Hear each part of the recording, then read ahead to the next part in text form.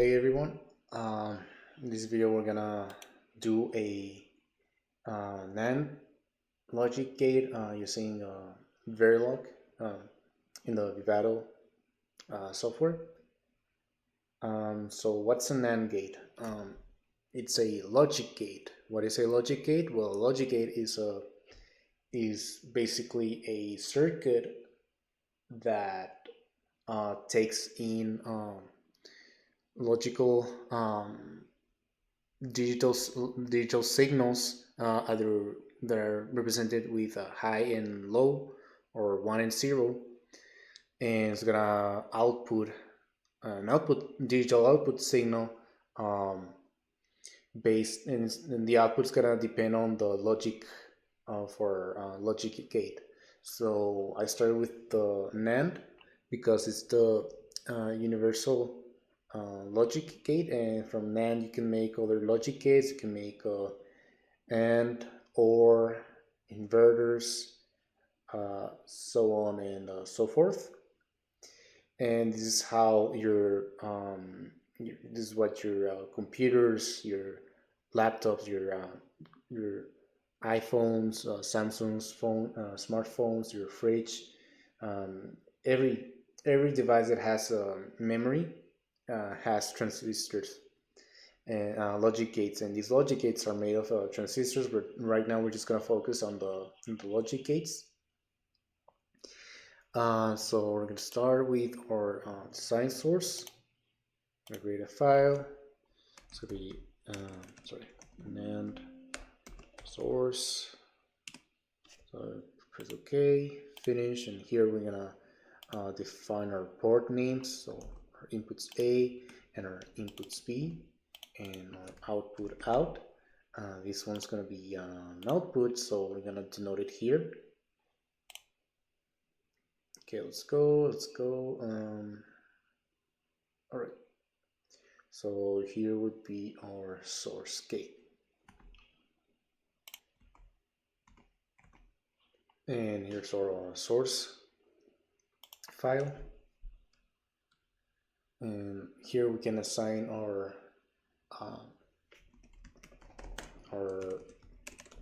output out.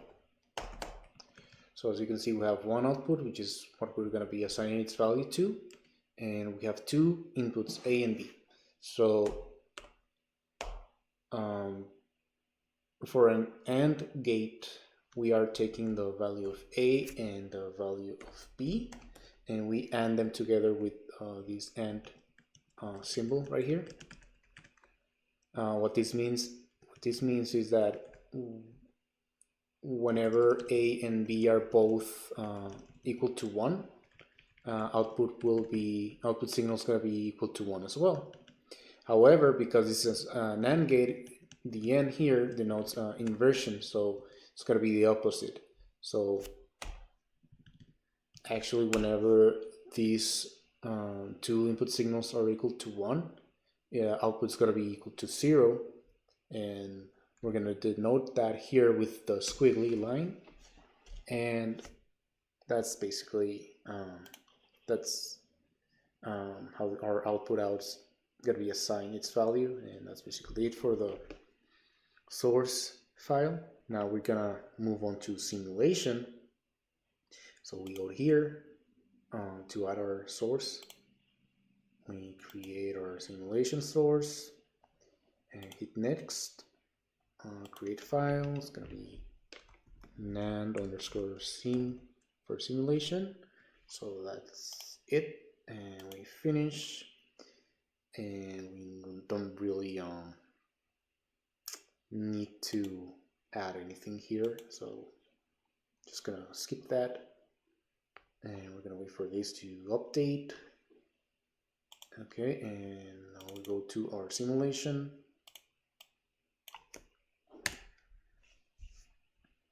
So here we have our module. It's gonna be different to our source design source file. Here in our simulation source, we're gonna get rid of this because here it's gonna be a little bit different. So as instead of input A, for example, it's actually gonna be register A because we're going to assign a value to this port to signal A. Likewise with B, it's going to be a register. Now our output out is going to be actually a wire, because this is going to be just an output. What it means is that wire, we don't assign a value to it. It's gonna depend on the values of both registers A and registers B. Here I forgot to add a semicolon. So that's that. Okay, now we're gonna go to we're gonna kind of call our source file, design source file here, and we're gonna go ahead and do the parentheses and semicolons before we forget. Actually, just let me do something real quick. So we're gonna do _t just to denote that this signal, these registers and wires come from our simulation simulation source, and I'm gonna show you why I did it this way. So A is gonna be our input A from our design source, and so A, we're gonna assign it to A of t. This comes from our simulation source module. So it's kind of like in C how you do your function call. This is our user function, and then we pass our register to value to our source value, our function, user function in C. We're going to do the same for B of t, and these ones we're separating in comas like how we did in our design source file, as opposed to here how we do our registers and wires with a semicolon, and we're not doing a in parentheses. So yeah, that's how you can like distinguish these two things. And out, let's go with the wire out of t. Okay, so that should do it, and it's gonna get rid of this line here. Okay, so that's for our module here, our sign values. Now, because this is a simulation, we're gonna start our simulation, and before we forget, we're gonna put a stop here to stop the simulation. And I'm gonna explain what these things mean. Sorry, and no, semicolon, don't forget that. Okay, so here I'm gonna assign our values. A of t, we're gonna assign it with 0, and B of t, we're gonna assign it 0 as well, and we're gonna wait 10 clock cycles. Clock cycles are defined here, but we're not gonna, or the time durations are assigned here, but we're not gonna mess with this right now. And after, so what this means is that our initial values are both gonna be set to 0, and then we wait 10 clock cycles, and after 10 clock cycles, we're gonna have a different, these new logic values for our registers. Sorry. So here B is going to be equal to 1, right? And we wait another 10 cycles, and then A of t, we're going to set it to 1, and B of t is going to be equal to 0, and then we wait another 10 clock cycles. You know, just making our format a little bit better. Oh, sorry. There we go. So we're just gonna separate these ones, and if I forget the semicolon, it's fine. And A of t is gonna be equal to 1. B of t is gonna equal to 1 as well. I'm gonna wait another 10 cycles for it to reflect, and we finally have our stop. So we stop our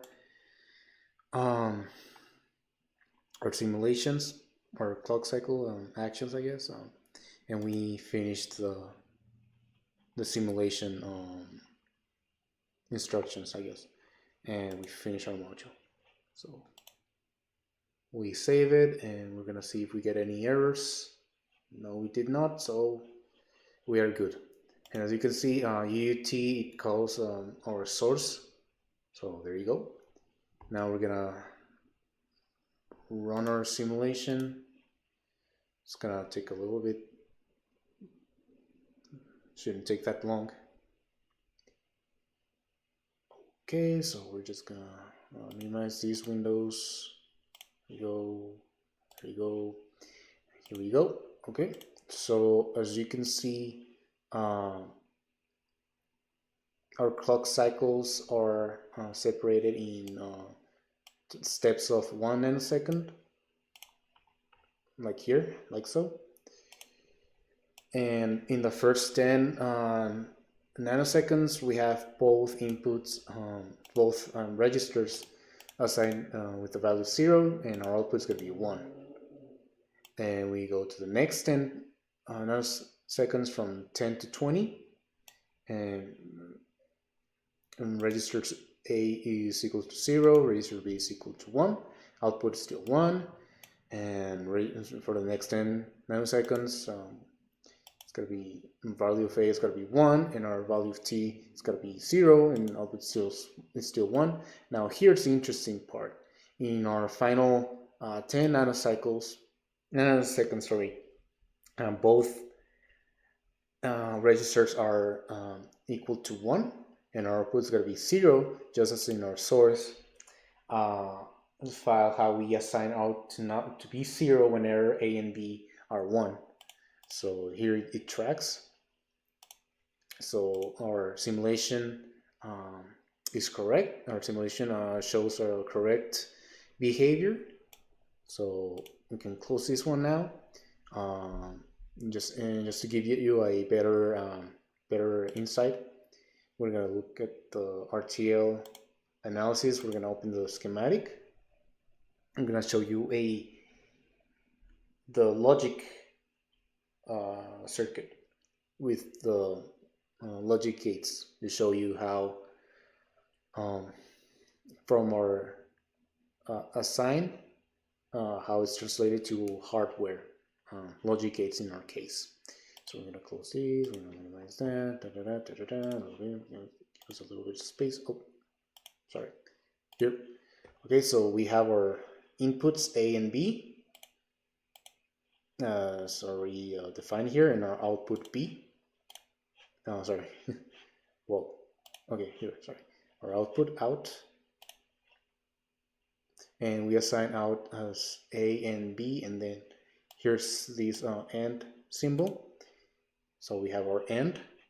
Our inputs A and B go to this logic gate, and from here we have our squiggly, and that's our inverter gate, and we get out. So AND gate, NOT gate or inverter, and then output out. So yeah, that's how we do a NAND gate in Verilog. And just to give you a better idea, we're gonna make a little truth table, A, B, and out. So when both inputs are 0, it's going to be a 1. When either value input is 1, but only one is 1, one of each are 1, it's going to be a 1 as well. But when both inputs are 1, our output's going to go to 0. And as already shown in our RTL schematic, we have A and we have B, and go to our AND gate, and then the output from our AND gate goes to an inverter. So we can just put this one as a NOT, and it's going to be our output. As you can see, these are two logic gates. However, we can simplify it to only use one logic gate. So it's going to be a NAND, and it's going to be our out. And this is how we get our logic gate and our truth table. And now we're gonna go ahead and do the circuit using transistors. So what are transistors? Transistors are these are devices that are basically switches. So they're semiconductors, which means they can either conduct or not conduct current. So we have our NMOS and our PMOS. They are MOSFET transistors, so metal oxide, what they're made of, semiconductor, what this device is, field effect, that means that they're controlled by voltage, and our T is what we have a transistor. So we're gonna have 4 transistors. We have 2 PMOSes at the top, and we're gonna have 2 NMOSes. Sorry, here at the bottom. Okay. So this would be a simple transistor. For the case of the NMOS, here we have the gate terminal, which is where your input signal goes. This is our drain terminal, which is where our voltage supply comes from. So in our case, it's going to be plus 5 volts. And this is our source, which is usually connected to ground. So it's going to be VSS. It's going to be 0 volts. Now, as I already mentioned, there's going to be a body terminal. So it's going to be the body terminal. It's going to be connected to source for our purposes, because there's a 3 terminal which only has drain, gate, and source, but in the 4 terminal it has a body terminal. Correct me if I'm wrong, but I think the body is always connected to the source. However, in LT-Spice you have to be specific. Also for that's for the NMOS, but for the PMOS, it's gonna be like this. So source is gonna be at the top, and then drain is gonna be to the connected to the ground, and our gate is gonna be here, and our body is gonna be connected to our source, same as here. As you can see, body to source and then body to source. That's fine and dandy. However, NMOS is gonna be active high. That means that whenever you send voltage to our gate, so when so for example, when gate is conducting, current is gonna flow through the transistor from drain to source. However, when okay, so here's 1, and then but when it's low, it's not gonna current is not gonna current is not going to flow, so it's just gonna stay here, right? So there's not gonna be a flow of current. So that's what we mean by active high. Basically, you basically make a short, so no current is flowing. That's what we mean by semiconductor. You can control it for it to conduct or not to conduct. So it's neither a conductor nor an insulator. It's like in between. PMOS is active low. That means if gate is high, then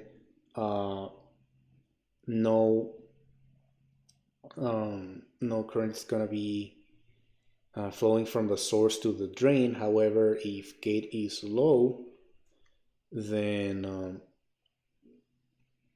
there's gonna be current flowing from source to drain. So it's kind of like if you can see here in the symbol, we have a bubble, just like in our inverter, in our NAND. That means it's going to be like the opposite. So whenever this one is 0, then it's going to be conduct current. Whenever this one is 1, it's going to be conduct current. So that's it for the like his little explanation. Now we're going to go ahead and we're gonna include our voltage source right here. So we're just gonna flip it, and then we're gonna add it ground to the negative terminal, and we're gonna give it a 5 constant DC voltage value. Oops, now that I sorry, now that I just realized that I selected a 3-terminal PMOS, and that's not the right one. So yeah, we got that sorted out. Okay, so as I already mentioned, we're gonna connect these the source terminals of the PMOS transistors directly to our voltage, and the drain of each PMOS to each other. And as you can, if you notice, drain goes to drain, because this is the drain terminal for the NMOS, so drain to drain, and then the source to the drain of this last transistor, and then this one we're just gonna leave it here and connect it to ground. And we're gonna make a little wire over here. There we go, and we're gonna call this one out. So it's just gonna be here, our output. Okay, and so that does it for these 4 ones. Oh, I almost forgot what I've been stressing about our 4 terminal transistors. Gotta go to body to source. So this one goes up and this one goes down. Oh, okay, here we go. And this one here, this one here, this one goes here. All right, that does it. And if you notice, the body terminal is pointing, like, it has a little arrow pointing outward, and for the PMOS and for the NMOS pointing inward. So that's one way to know which one is which if these transistors were not labeled correctly. And now we're gonna go ahead with our signals. Be right back. Okay, so here we have our voltage sources, VA and VB for our signal, our signal sources. With LT-Spice, well, you gotta get creative, because you can't just do or assign values like how we did it on Verilog. So what I did is just do a pulse signal, which oh, actually, let me change it here. Yeah, so initial, it's gonna be 0, and then V on, it's gonna be 5, and then it's gonna be 5, TF period 1, and we're gonna do 2 cycles, and 2 cycles here. I'm just gonna show you what I mean by that. So yeah, if you remember from our little truth table, our input B changes its value each like state, so to say. But our signal A, it stays zero, like for two states. So you have 0 0 and then 0 1. So A is 0 in these two states, and then the next states 1 0 and 1 1. As you notice, VA stays high in those two last states. However, VB keeps changing its state each state. So we're not gonna wire them like that. What we're gonna do is that we're gonna make a little bidirectional port. Gonna call this one A. Gonna call it right here. And here and here. And then B for our other input. It's gonna be B here, and B here. Sorry, I'm back. Yeah, I just had to change these ones, these values. So yeah, like A, it's gonna go to this gate, and then B is gonna go to this gate and this gate. So we're gonna run a simulation. It's gonna be a transient that is from time. I'm gonna stop it at let's say 4 seconds. Okay, so we're gonna actually divide our plots. So for here, we're gonna measure voltage A. So you can see, actually, let me let's say 500 milliseconds. 500 milliseconds. Let's check. Okay, so it's more defined. So we have clock cycles, so to speak, of 5.5 seconds. So here we're gonna go measure voltage signal B. Okay. Okay, yeah, it just disappeared for a second right there. As you can see, we have our A and B, and in our first cycle we have 0 0, and then here we have 0 1, and then we have 1 0, and then we have 1 1, and it repeats. That's why I configured the pulse timing for each one like that, so they can replicate our truth table. And in our final one, in a lower plot plane, we're gonna measure our output. And as you can see, when both signal inputs are 0, it's gonna give us a 1. When A is 0 and B is 1, it's gonna give us a 1. When A is 1 and B is 0, it's gonna give us a 1. But when both A and B are 1, it's gonna give us a 0. So yeah, it checks out with our NAND gate truth table, or expected logical behavior. So yeah, that's just a little. That was just a little introduction to logic gates, logic design, Verilog, and also how transistors do logic expressions, really. And yeah, this is just a little introduction. Next time we're gonna do more logic gates with our NAND. So yeah, I'll see you all soon. Once again, thank you very much for watching. So yeah, I guess that's it. And then again, thank you very much for sticking around, for watching till the end, and all that. And I will see you soon. Thank you for watching. Bye.